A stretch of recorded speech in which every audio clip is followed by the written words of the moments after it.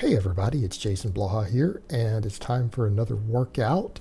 And today is the first day of kind of my new rotation with my training, and it's kind of funny because a lot of people are like, oh, your training is changing massively. It really isn't. I'm just going to 4 days a week instead of three, and I'm splitting it into a push-pull, which is it's still going to essentially be full body because, again, every muscle in the body pretty much gets worked today. Weighted dips, squats, and the standing press. I mean, that's technically a full body workout. A little weak on the lats and biceps and hamstrings, but that's what tomorrow's for, right? Because tomorrow we're going to do what? Pull-ups, deadlifts, hip thrusts, curls, all right? All the same, that's going to be a full body workout too, just slightly more posterior dominant than interior dominant. Today's a little more interior dominant. I will say though, guys, I couldn't do all my squats. The lower back is still fatigued. I'm just going to keep building it back up. And again, assessing it and kind of the way that it's feeling, it's all muscular cramping. And like I said, this time it's on the right side and it's the entire spinal erector all the way up to my rib cage, down to my hips. So all those spinal erectors are just really inflamed and a little crampy. But it's actually not overwhelming. I feel like I could have done more sets of squats, but I'm going to need to build up to my 5x5, right? Because this is essentially going to be a 5x5 on everything, which means twice a week, which is going to end up being 10 sets on 5 exercises every week, plus deadlifts, plus curls, plus anything else I throw in. And those are going to be lower volume. So we're talking about a pretty decent amount of training volume here, but I will say these dips, 2 and 5 sets of this was pretty fatiguing.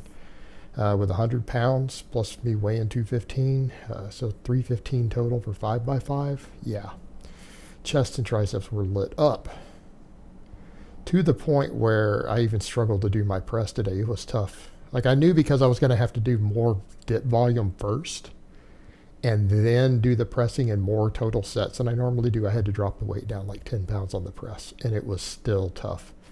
But I got through all these dips. Like I said, this is a lot of chest and tricep work. It really is. This is more volume than I'm used to.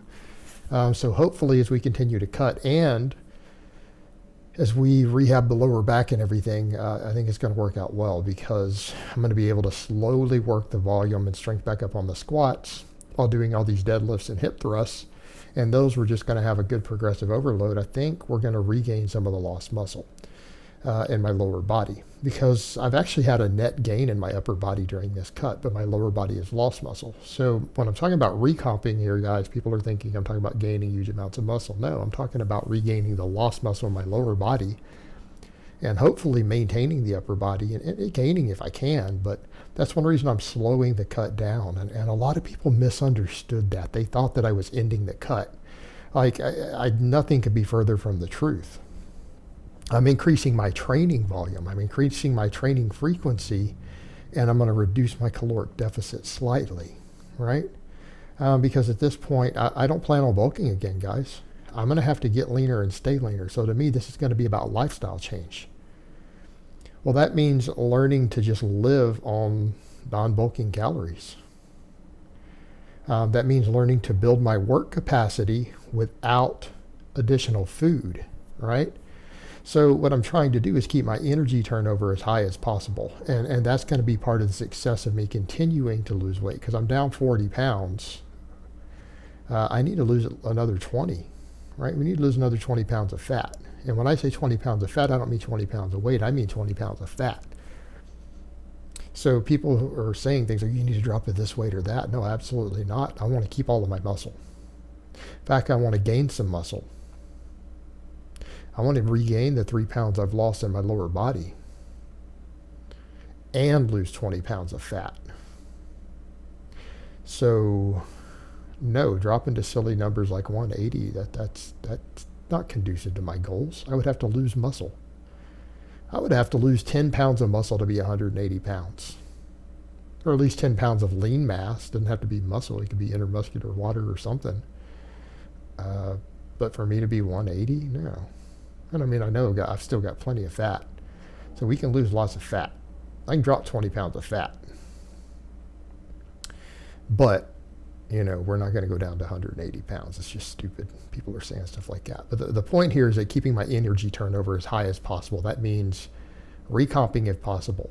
It means not losing muscle anywhere in my body. And it means building work capacity. So we're looking at trying to keep energy turnover high, keeping metabolic rate high, right? So that means more training volume within my recovery ability. And that means a little more food so that my deficit is smaller so that we can recover from that extra training volume. And that's the whole idea, is to keep moving forward slowly from here. Is to keep moving forward slowly. So I don't want people to think that I'm doing some ideas that they're thinking I'm doing a hard cut. It's like, oh, he's just going to rip. No, I'm not going to rip down like that. It's going to be gradual, and so that there's no real change in lifestyle at any point. In other words, if I just cut and I do a hard cut, I'm going to want to eat again afterwards. And that's going to be the whole point. It's just going to continue to be gradual like it has been. It took me, how long? Almost the entire year to lose 40 pounds. So, spending 6 months to lose the next 20 is totally reasonable, right? Totally reasonable in that same context. Because we're looking for pure fat loss. We're not looking for weight loss. We are looking for fat loss exclusively. Just like on this last DEXA scan, 15 pounds lost. No net loss of lean mass. That's what we're looking for here. And that's a slow process. Because no, I don't want to go bulk again and regain it. I need to get below 200 and stay there. So again, we want to do that by keeping calories as high as we can get away with. Building muscle if possible. But yeah, the squat form looks a lot cleaner. I think a lot of people noticed that last time, even though I'm going to slowly work it up. And yes, I know this is really light. We're going to have to just keep that form real clean and nice, upright, high bar squat, and just rebuild my work capacity within the limits of my lower back. It's my right side now, so people need to remember the left side is what was originally pulled, and then the right side has been so fatigued that it's a limiting factor. And it's going to be my limiting factor, and I'm going to have to build it up, but it's going to mean loading it. It's going to be loading it within my recovery ability, though, and that's the whole point. That's what we're doing. So I can only really handle the 2 sets. We'll try to get more next time, and we're going to build up to the 5x5. And when we can do 5x5 without the back causing a problem, we're just going to slowly load it up. For long, we'll be doing 315 for 5x5. Eventually, like 365 for 5x5. And, maybe in a perfect world, I'll get up to 405 for 5x5 again. But at that point, we're talking about a 500 plus squat. So we'll see. It's just going to be progress within my ability to do so. But I am going to have to get the squat up. I'm going to have to get those hip thrusts up. I'll have to get my deadlift back up if we want to regain the muscle in the lower body. And we're going to need the appreciable workload. So moving forward here, the press, like I said, it went pretty good. I had to drop it 10 pounds, and getting 5 sets of 5 after doing a 5x5 dip, that was actually tough. So we have to deal with that. And I will say that first set, the first work set, it's like, oh my God, I felt my entire upper chest throbbing, just throbbing. And it's because it got fatigued from doing the dips. And then my upper chest really, really got hammered on these presses. That's why a lot of people ask me, do I need to incline for doing this? No, not really. I mean, if you're good at some other chest movement, flat bench, dips, whatever, floor press, and then you do this, you're good. My upper chest was lit. And it's funny because I consider this to be high volume, and some people don't think it is, but keep in mind, this is going to be 20 sets per body part or more. So you need to keep in mind when you start doing the math and look what all is going to get worked. It's a lot because I got to do this twice a week. So yeah, it ends up being 10 sets of each of the big lifts every week, spread over 2 workouts. And we start considering, and these are all big compound movements, the overlap is tremendous. This is high volume training still. We're talking about up to 20 plus sets per body part when it's all done, other than maybe biceps. And no expert thinks biceps actually need 20 sets.